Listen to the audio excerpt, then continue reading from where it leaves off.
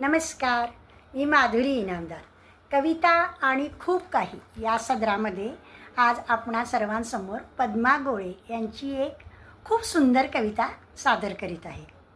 फक्त तुझ्यासमोरच निखळून पडतात बुरखे मुखवटे, इतकंच काय माझं स्त्रीत्वसुद्धा, आणि उरतं निखळ मानवी मन. मनालाच मानणारं पाहणारं तुझ्यासमोरच फुटतात नवे डोळे त्रिकालदर्शी. सूर्याकडे पाहू शकणारे, काजव्यांचे कौतुक करणारे, काल आज उद्यांना ओलांडणारे. ऐकू येतं प्रकाशगीत ताऱ्याचं वाऱ्याचं, तुडवलेल्या मातीचंही. आणि आठवतात देणी कुणाकुणाची, नक्षत्राची पाचोळ्याची.